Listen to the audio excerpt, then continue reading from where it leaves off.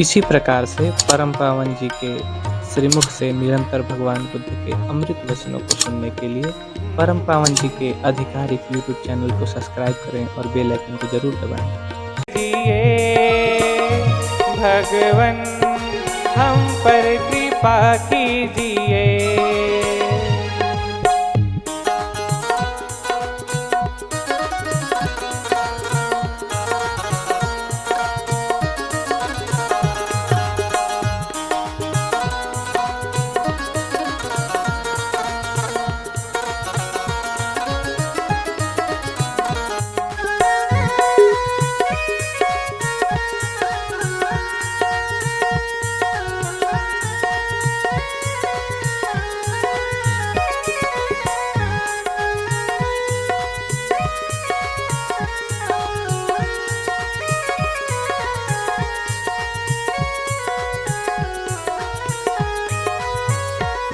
कोई नहीं दूजा तुम सा कोई भगवन, कोई नहीं दूजा तुम सा कोई भगवन।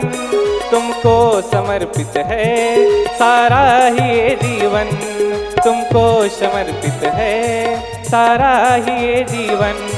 हर एक मुश्किल का हल तो बतलाया है, हर एक मुश्किल का हल तो बतलाया है। तुमने ही तो हमको जीना सिखलाया है। तथागत अपनी शरण दीजिए, भगवन हम पर कृपा कीजिए।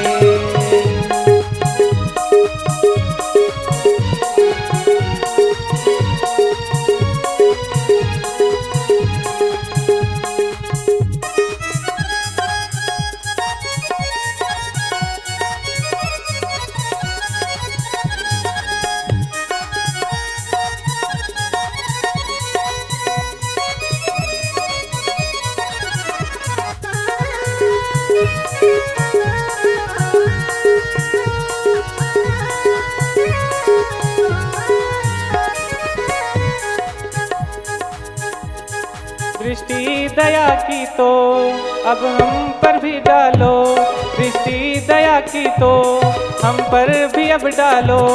भव में फंसी नैया बाहर तो निकालो, भव में फंसी नैया बाहर तो निकालो। तुमने तो लाखों को भव पार निकाला है, तुमने तो लाखों को भव पार निकाला है।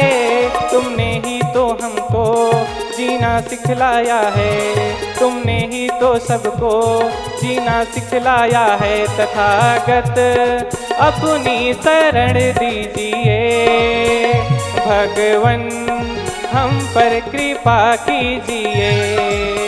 तथागत अपनी कृपा कीजिए, भगवन हमको शरण दीजिए। तथागत अपनी शरण दीजिए, भगवन हम पर कृपा कीजिए। बोलिए भगवान बुद्ध की, भगवान बुद्ध की, भगवान बुद्ध की। तत्पश्चात पूज्यपाद जी को नमन करते हुए दोनों कर जोड़ के आपसे विनती करता हूं कि आप हम सभी को अपने श्रीमुख द्वारा भगवान के अमृत वचनों से सिंचित करें। पूज्यपाद गुरुदेव जी।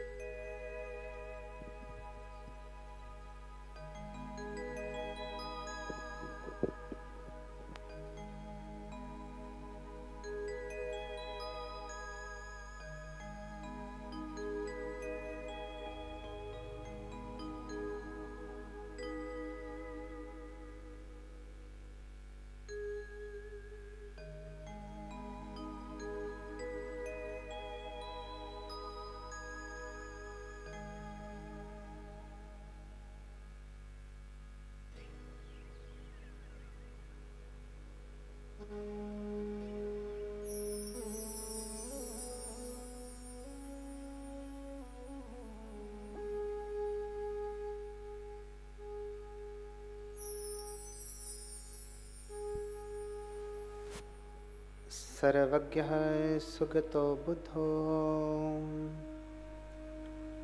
धर्मराजस्तथागतः सम्मन्तभद्रो भगवान् मार्जिनो कजिज्जितः षड्भिज्ञो दशबलो अद्वैतवादी विनायकः मुनीन्द्रः श्रीघनः शास्तामुनिशाक्यमुनिनिस्तुयः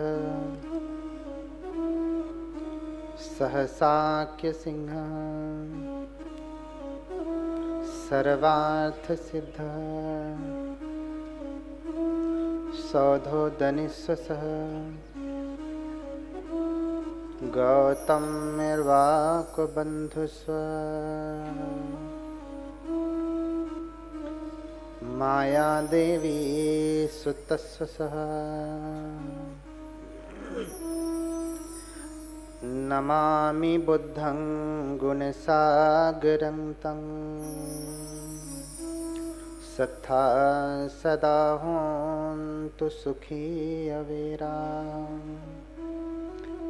कायो जिगुच्छो सकलो दुगन्धो गच्छन्ति सम्बे मरणं अहञ्च नमामि धम्मं सुगतेन देशितं सत्था सदा होन्तु सुखी अवेरा कायो जिगुच्छो सकलो दुगन्धो गच्छन्ति सब्बे मरणं अहञ्च नमामि संघं मुनिराज सावकं सत्था सदा होन्तु सुखी अवेरा कायो जिगुच्छो सकलो दुगन्धो गच्छन्ति सब्बे मरणं अहञ्च नमामि पच्चेकबुद्धविशुद्धं सत्था सदा होन्तु सुखी अवेरा कायो जिगुच्छो सकलो दुगन्धो गच्छन्ति सब्बे मरणं अहञ्च साधु साधु साधु।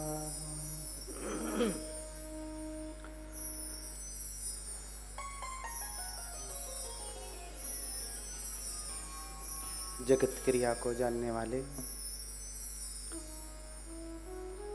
तथागत भगवान अरहत सम्यक संबुद्ध, इनके कमलवत चरणों की कोटि कोटि वंदना करता हूँ।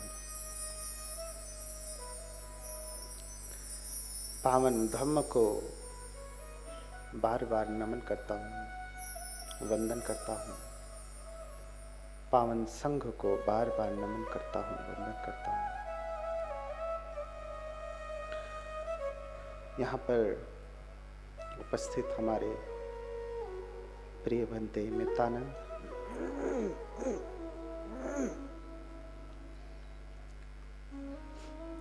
सभी श्रद्धावान उपासक उपासिकाएं, आप सभी के प्रति बहुत बहुत मंगल कामना करता हूं कि आप धर्म का श्रवण करने के लिए अपने कार्यों से निवृत्ति लेकर के यहाँ पे बैठे हुए हैं। बहुत सारे लोगों के बहुत सारे कार्य हैं, लेकिन फिर भी आप धर्म को सुनने के लिए यहाँ बैठे हैं। निश्चित रूप से आप पुण्यवान हैं। आपके पुण्य की उत्तरोत्तर वृद्धि हो, खूब त्याग तपस्या बढ़े, ऐसी मंगल कामना करता हूँ। उपासकों की तो संख्या जैसे बढ़ ही नहीं रही। बुल्डाना में इतने ही लोग हैं क्या?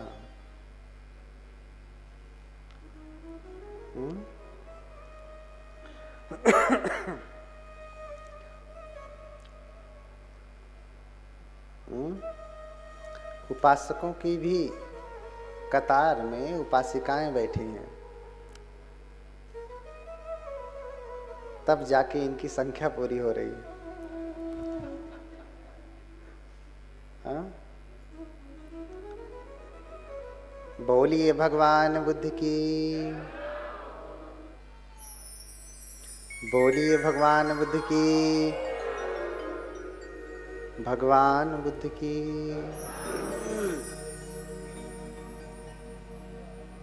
हाँ, तो कल हम लोग क्या चर्चा कर रहे थे? कुछ याद है कि आगे पाठ पीछे सपाट? हाँ, कुछ याद है?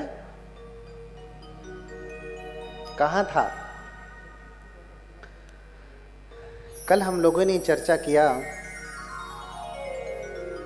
कि कैसे सुमेध तपस्वी रास्ता बना रहे हैं भगवान के दर्शन के लिए। दर्शन की कामना है, भगवान दर्शन भी देते हैं और फिर मनोकामना भी पूछते हैं।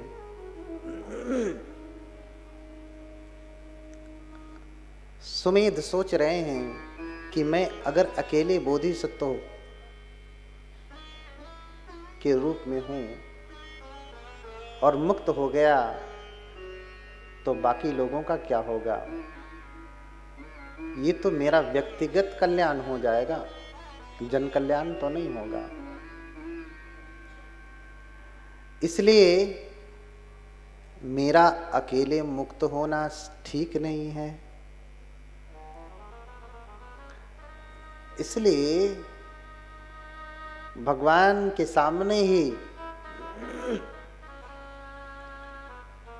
अपनी प्रार्थना रखते हैं। भगवान, इच्छे च अहम अज्जे हन्त्वानंतरणे भवे संघस्य नवको हुत्वा भविष्यं पुरंगरम।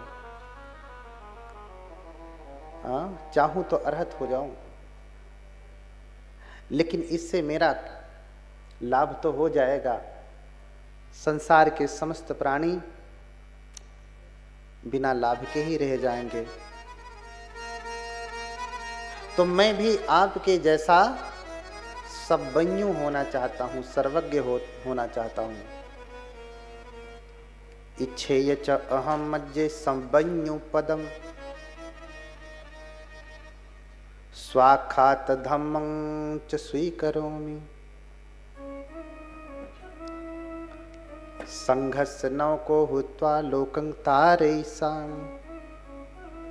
हे भगवान, मैं भी आपके जैसा सर्वज्ञ होना चाहता हूँ, आपके जैसा बुद्ध होना चाहता हूँ। कल मैंने बताया कि सर्वज्ञ तो बुद्ध ही होते हैं, जो सब जानते हैं। अब आप कहेंगे कि सर्वज्ञ सब जानते हैं तो सब कुछ एक साथ जानते होंगे। नहीं, जैसे ये आंखें हैं ना, दो आंखें सब देख सकती हैं ना। अगर आपकी आंखें हैं, अंधे नहीं हैं या दृष्टि नहीं गई है, तो आप सब कुछ देख सकते हैं ना। कुछ भी दिखाया जाए, ऐसी कोई चीज नहीं है जो आप नहीं देख सकते। देख सकते हैं जो देखने योग्य है। क्यों? क्योंकि आपके पास आंखें हैं। लेकिन ये आंखें भी जिधर करेंगे उधर ही दिखाई देगा, पीछे नहीं दिखाई देगा। तो बुद्ध सर्वज्ञ हैं, लेकिन एक साथ चारों दिशाओं में नहीं देखते हैं। अपने ज्ञान की दृष्टि, अपनी दिव्य दृष्टि जिधर डालते हैं उधर की वस्तु दिखाई देती है, उधर का प्रपंच दिखाई देता है। मैं इधर कर रहा हूं तो मुझे इधर की वस्तु, इधर का प्रपंच दिखाई दे रहा है ना। ऐसे बुद्ध अपने योग बल से, रिद्धि बल से, अपने सर्वज्ञ पद से जब देखते हैं तो जिधर देखते हैं उधर का सब कुछ दिख जाता है, जहां तक है वहां तक का दिख जाता है। इसलिए सर्वज्ञ हैं, इसलिए सर्वज्ञ हैं। तो इच्छे च अहम मज्जे सब्बन्यु पदम, मैं भगवान, मैं सर्वज्ञ पद प्राप्त करना चाहता हूं, आपके जैसा बुद्ध होना चाहता हूं। तो फिर दीपंकर बुद्ध देखते हैं कि क्या सच में ये सर्वज्ञ हो पाएंगे। हाँ, कोई कहे कि भैया मैं आईएएस बनना चाहता हूं, ऐसे सभी बन जाएंगे क्या? बन जाएंगे, लेकिन हर कोई सिविल की तैयारी कर रहा है। पढ़ने वाला हर छात्रा ये चाहते हैं कि हम डीएम बने, कलेक्टर बने, जज बने, चाहते हैं ना? सब बनते हैं क्या? जिसकी पात्रता होती है वो बनता है, जिसकी योग्यता होती है वो बनता है, सब नहीं बन पाते। तो बुद्ध पात्रता देखते हैं कि कौन सच में हो पाएगा। तो कप्पे सत्सहस्रे च चतुरो च असंख्ये, 100,000 कल्पों के बाद, 100,000 आयु कल्प और 4 असंख्य कल्प, इतने के बाद ये बुद्ध बनेंगे। इनकी माता कौन होंगी? महामाया। पिता होंगे शुद्धोधन। कपिल वस्तु में इनका घर होगा, जन्म लुम्बिनी वन में होगा, सब देख लेते हैं। और फिर पात्रता जान लिया तो आशीर्वाद भी दिया। उधर ये प्रार्थना कर रहे हैं, इच्छे च अहम मज्जे सब्बन्यु पदम, हे भगवान मैं सर्वज्ञ पद प्राप्त करना चाहता हूं। तो भगवान भी आशीर्वाद दे रहे हैं, एवं होतु। क्या कह रहे हैं?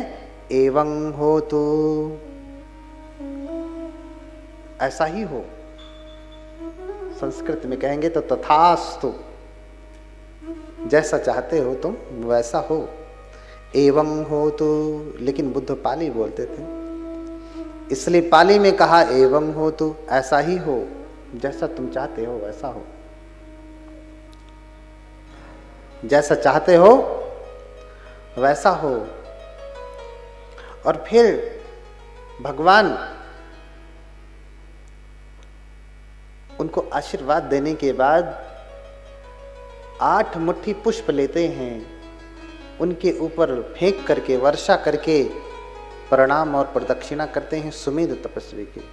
स्वयं बुद्ध किसकी प्रदक्षिणा कर रहे हैं, किसको प्रणाम कर रहे हैं? सुमेध की। हाँ, पूजे ही 8 मुट्ठी ही कुसुमे ही गुणप्पियो। 8 मुट्ठी पुष्प से वो भगवान ने सुमेध की पूजा की। अब 8 मुट्ठी पुष्प से ही, क्योंकि 10 मुट्ठी से भी कर सकते थे, 11 मुट्ठी से कर लेते, 100 मुट्ठी से कर लेते, या 1 ही मुट्ठी से कर लेते। 8 ही क्यों? क्योंकि जितने भी बुद्ध होते हैं, जितने भी तथागत होते हैं, वो आते हैं तो अष्टांगिक मार्ग की गवेषणा करते हैं, अष्टांगिक मार्ग बताते हैं। और जिस धर्म में अष्टांगिक मार्ग नहीं, उस धर्म में विमुक्ति का मार्ग भी नहीं है। यही सबसे श्रेष्ठ बात है बौद्ध धर्म में, कि इसमें मार्ग है विमुक्ति का। कभी कभी लोग कहते हैं कि भगवान बुद्ध का धर्म तो निराशावादी है, इसमें दुख है भगवान कहते हैं। हाँ, लोग कहते हैं संसार में सुख है, और बुद्ध कहते हैं कि संसार में दुख है। तो निराशावादी हो गया। अब जब दुख है, सब दुख ही दुख है, तो क्या हंसना, क्या रोना, क्या नाचना, क्या पार्टी मनाना, है ना? सब दुख ही है। ऐसा नहीं, लोग बुद्ध को समझते नहीं, क्योंकि दुख जो है तो उसका कारण है, निवारण और मार्ग है। सबसे बड़ी बात उस दुख से निकलने का मार्ग है, बुद्ध बता रहे हैं। इसी अष्टांगिक मार्ग को मध्यमा पटिपदा कहते हैं। मध्यमा पटिपदा क्यों कहा? मध्य मार्ग क्यों कहा? क्योंकि मध्य का मार्ग है। मध्य का अर्थ बीच का। अब बीच का अर्थ क्या? ज्ञानी जन इसकी व्याख्या करेंगे, न इधर न इधर, बीच में, न सड़क के दाहिने किनारे न सड़क के बाएं किनारे, बीच में। ये तो भगवान का मार्ग गड़बड़ हो जाएगा, एक तो एक्सीडेंट हो जाएगा। अरे मंजिल पे पहुंचना तो दूर, व्यक्ति वहीं रास्ते में ही टपक जाएगा। तो मध्यमा पटिपदा कैसे सही होगा? हाँ? तो न ज्यादा शराब पीनी है न कम पीनी है, थोड़ी थोड़ी पीनी है। हाँ? न ज्यादा मांस खाना है न कम खाना है, मध्य में खाना है, मॉडरेट फॉर्म में खाना है। हाँ? ये भगवान का मध्यम मार्ग है क्या? नहीं। हाँ? अयमेव अर्यो अट्ठांगी को मग्गो कहा, ये आर्य अष्टांगिक मार्ग है। मध्य का मार्ग इसलिए कहा कि ये दोनों अतियों के बीच का मार्ग है। हाँ? यो चायम कामेषु काम सुख लिक्कानुयोगो हीनो गम्मो पोथुजन को, इसको भी भगवान ने हीन कहा, गम्य कहा और गंवार कहा। गंवार पढ़ा लिखा नहीं, हाँ? गांव का गामटे ही हो। हाँ? जो काम भोग में लिप्त है उसे गंवार कहा, हीन कहा, नीच कहा। और जो काय क्लेश में लिप्त है, हाँ? यो चायं अत्तकिल मथानुयोगो दुखो अनरियो अनत्थ संगितो, जो काय क्लेश में लिप्त है उसे भी उन्होंने दुखदाई कहा, अनार्य कहा। आर्य का मार्ग नहीं, श्रेष्ठ मार्ग नहीं है, दुख देने वाला है। मैंने बताया कल कोई एक पांव पे खड़ा है तब कर रहा है, वो जीवन में कभी मुक्त होने वाला नहीं, बस कष्ट ही, नाहक ही कष्ट दे रहा है, नाहक ही सता रहा है। कोई हाथ उठाए खड़ा है, नाहक ही कष्ट दे रहा है अपने शरीर को, कोई रिद्धि सिद्धि मिलने वाली नहीं है। और बुद्धत्व तो बड़ी दूर की बात है। हाँ? इसलिए कबीरदास जी कहते हैं कि साहिब का घर दूर है। क्या कहते हैं? साहिब का घर दूर है, जैसे लंबी खजूर, जो चढ़े चाखे प्रेम रस, गिरहि तो चकनाचूर। तथागत गिरहि तो चकनाचूर।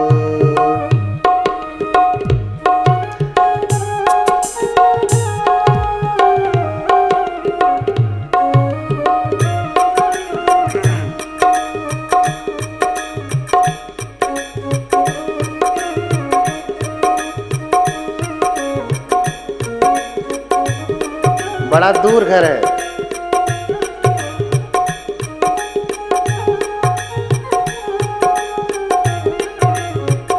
गिरही तो चकनाचूर कबीरा, गिरही तो चकनाचूर।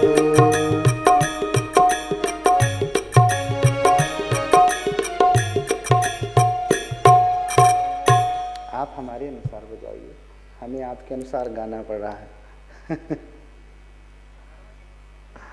हाँ?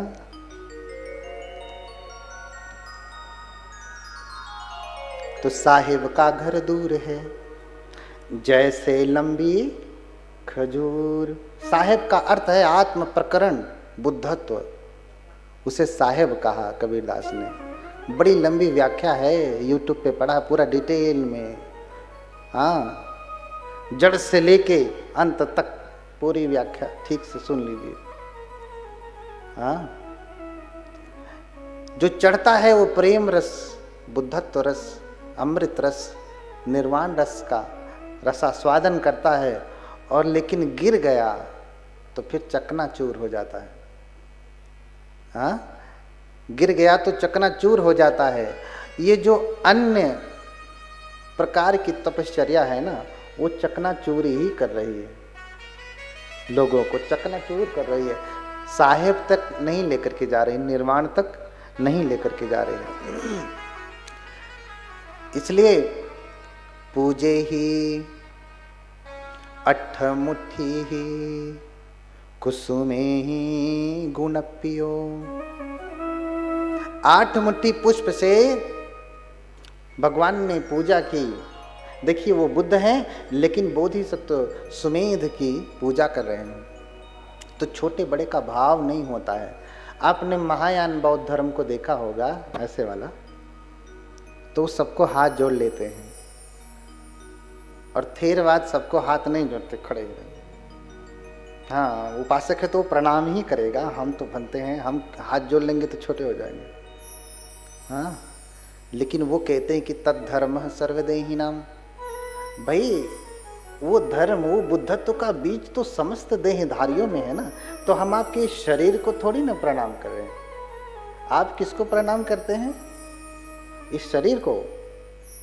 हाँ, कि बंते जी ने कपड़ा ऐसे पहना, चलो इनका शरीर ऐसा है, प्रणाम कर लेता हूं। नहीं ना, आप शरीर को प्रणाम नहीं करते, शरीर को प्रणाम नहीं करते हैं। ये मूल बात है।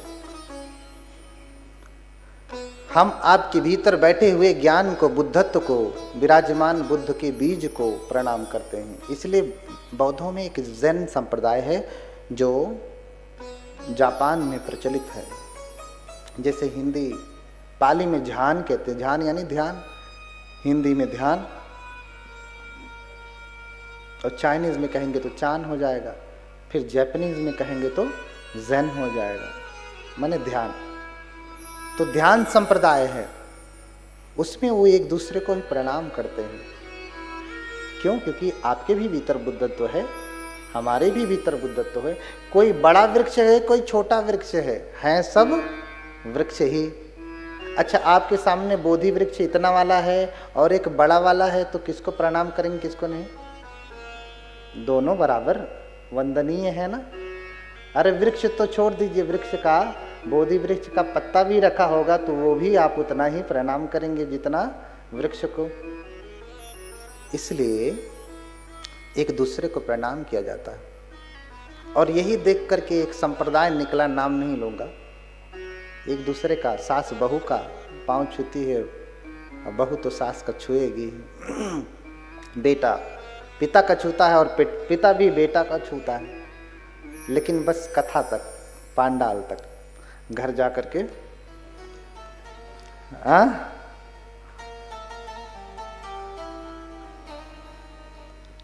तो 8 मुट्ठी पुष्प से पूजा किया, और देखते ही देखते उनके श्रावक संघ ने भी पूजा किया, और फिर चले जाते हैं। और फिर देखिए, कोई इतनी आसानी से बुद्ध नहीं बनता है। बुद्ध बनना मार्ग तो है, लेकिन इतना आसान भी नहीं है, इतना आसान भी नहीं है। उसके लिए 8 अभिनिहार होते हैं। 8 अभिनिहार: मनुष्यत्वम, लिंग संपत्ति, हेतु सत्थार दर्शनम, पबज्जा, गुण संपत्ति, अधिकारोच छंदता। एते 8 समादाना अभिनिहारो पवचिते। ये जो 8 चीजें हैं, पहली बात तो आपको मनुष्य योनि में होना पड़ेगा, तब आप बुद्ध बन पाएंगे। कुत्ते की योनि में रह करके बुद्ध नहीं हो सकते। गाय की योनि में रह करके आप बुद्ध नहीं हो सकते। भैंस की योनि में, गधे की योनि में, अन्य किसी सांप बिच्छू की योनि में रह करके आप बुद्ध नहीं बन सकते। इसके लिए मनुष्य की योनि होना चाहिए। उसमें भी कहा कि लिंग संपत्ति, मनुष्य में भी लिंग संपत्ति। मनुष्य में भी दो जातियां हैं ना, बुद्ध ने दो जाति बताई मनुष्यों में।